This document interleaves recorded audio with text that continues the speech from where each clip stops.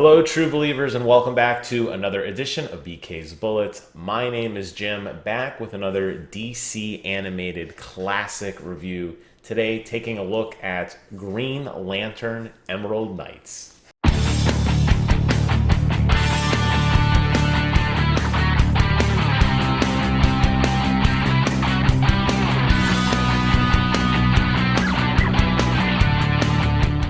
Before I get started with Green Lantern Emerald Knights, the official review, I want to remind you guys to comment, rate, and subscribe. And keep a lookout for some of the other videos that Brent has been doing. He is doing weekly updates of Loki right now on the Disney Channel. We just finished episode number 2, and I'll tell you what, the guy is watching them as soon as they come out. It's probably one of the earliest reviews out there. So if you want to know what a true comic book fan thinks about Loki and other stuff, make sure you stay tuned to this channel. But my job is a little bit different. My job is to talk about these DC animated classics, and each and every week I come back and bring you guys my thoughts on them. So Emerald Knights came out in, I believe it was 2011. As with most of the other DC animated stuff, it also borrows some stuff from the book.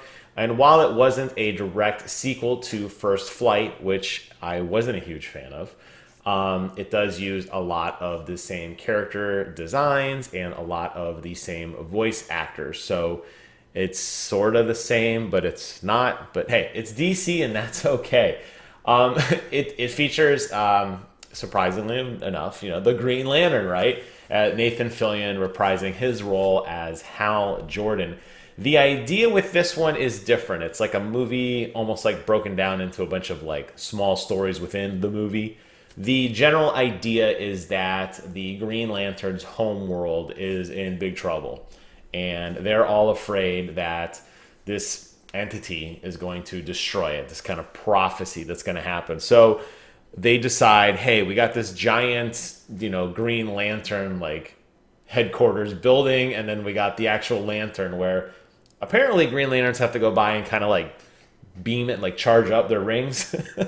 So they're all waiting in line, like like waiting for their handout to get one more bump of juice. And by getting the juice, then they can go out and fight this thing. So while they're all kind of waiting around and talking, there's a new Green Lantern agent on the job, and she's kind of striking up a conversation with Hal, who's waiting in line to get his ring charged, and it kind of begins this story. Now, her idea, she's hesitant, she's new, this is obviously a big deal. I mean, potentially a planet's going to be destroyed, this ancient evil is going to take over, blah, blah, blah. So she's a little nervous, and Hal's kind of give her his take on, well, this is how I became a Green Lantern kid, and don't you worry. And it kind of progresses through a couple different stories of people explaining, just their origins or a time of battle that they went through that impacted them in some significant way. We're introduced to probably the weirdest one, the planet Mogo. It's an actual planet that is like a self-aware planet, which does play a key role a little bit later in the movie. But as I'm watching this, I'm thinking, okay, like, where is this story going to go? So either one of two things is going to happen. This new recruit is going to get smoked, but I don't feel like they would invest too much time in her to kind of give her all this backstory. Or maybe she's just the vessel of which the story wants to be told, and then they're all going to mourn for her loss. Or, more likely, the option is she's going to somehow either save the day or be incredibly pivotal in the saving of the day by using the stories that she learned and the lessons that she learned as being a hero. And it was the latter in this case. And it's not to say that it didn't work out well. I think it's a great film. It's definitely animated well. I'm a huge fan of Green Lantern because I feel like he is the superhero that I would relate most to. Only in the sense that and I'm talking about Hal. I'm not talking about, well, I guess any Green Lantern really, but Hal's the one I think that I know the best of. I like the idea that he has a ring that is fueled by his imagination. And watching this film and seeing, as with all of these other Green Lantern films, and particularly the little bit I read the New 52 with the Justice League, which obviously Green Lantern was a part of, I'm always amazed by the crazy constructs they come up with. Like, you could be creative in how you attack enemies or how you build things or weapons or whatever, because that's all it really boils down to. I mean, yes, the Green Lanterns, they can fly around. I mean, they are somewhat adept in hand-to-hand combat, but the reality is they're standing, or typically flying, way back there as like artillery, and they're just using their ring to fight things.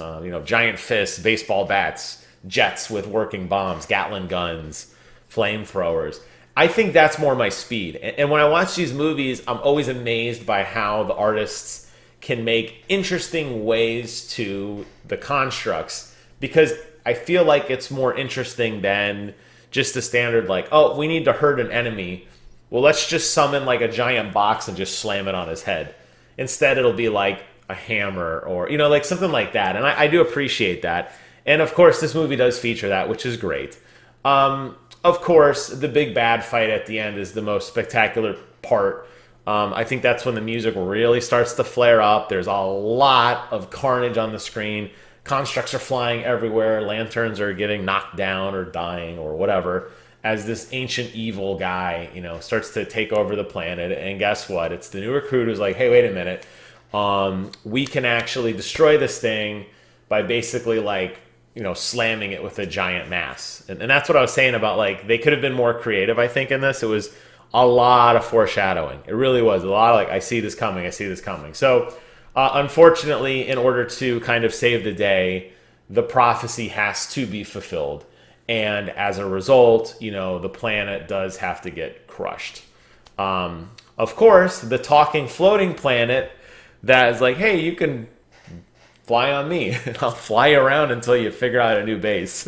I was like, okay. I mean, it's already so zany at this point. Like, the idea of the Green Lantern, the concept is interesting, but it's such a gigantic job in terms of magnitude. You think of, like, even though Superman is all powerful, doesn't need to sleep, he's the ultimate superhero, he really does kind of focus just on Metropolis, right?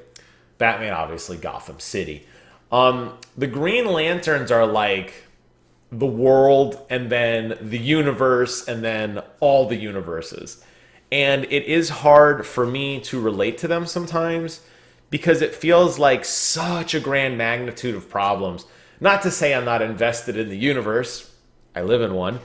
But it's harder to relate. I feel like that's where the Green Lantern hurts, because you're trying to equate small, insignificant people into the universe is at danger, as opposed to, just as an example, in Batman, Detective Gordon, right? Or Commissioner Gordon, whatever, depending on what Batman story you're reading. That's more personal. You know him. You read about him, his family, his kid, his troubles, his trials, all that stuff.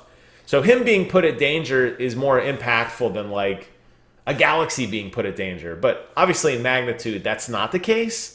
But an emotional connection it is. And unfortunately, I feel like this Green Lantern, now the second Green Lantern animated film I've seen, still struggles with that identity. I don't know about the comic. Maybe Brent could comment below and clarify. If you be a lookout for that, maybe he'll write a note at the bottom explaining his thoughts on that. But it always feels like too much to take in, and it's like, oh, the whole world's gonna end. Oh, okay, what's next? Because like it's hard to compute that kind of. It's like if you want $1 billion, like you can't put your head around that kind of money. Things on the smaller scale, 100,000, or like $100, $1,000, that's more like you can imagine what that would spend, what that would go towards, as opposed to Green Lantern when you have these giant galaxies at danger with, Green Lanterns from universes and universes where we have these weird aliens from other planets we've never seen, and we're just supposed to assume that they care about things. It's difficult to relate to. Would I recommend this film to somebody who doesn't know about the Green Lanterns? I guess. It's animated well. It is, I think the music's really, really good. Reading the reception from the Wikipedia, that's how I talk around here. And a lot of people, the biggest thing here is they criticize that it has a thin plot and characterization, and many critics felt that it was difficult to connect emotionally to the characters.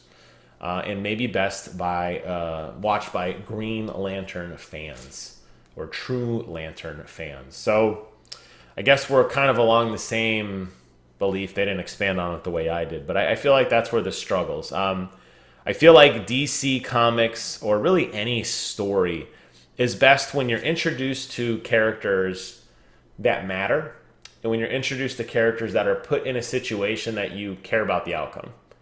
And I feel like now between First Flight and this, we're just getting so large in scale of what is at stake, it's hard to relate. So those are my thoughts on the Emerald Knights. I wouldn't say it was the best movie I ever saw, definitely not the worst.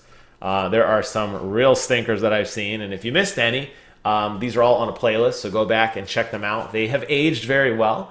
And if you go back through, I think earlier in the year when I started this project for Brent, you can actually see my hair in reverse growing back up. And my beard does grow down because it did shave recently. So you'll see a transformation in me just as much as in my opinions on these movies as I've continued to evolve and watch them. But rest assured, ladies and gentlemen, I will be back again next weekend to give you guys yet another review. So until then, there's plenty of great content on this channel. Find something and stay entertained. I'm probably good for a quarter of it, maybe less, I don't know. But that's it for me this week. Thank you guys so much for watching. Take care of yourselves. And until next time, I will see you guys in the funny pages.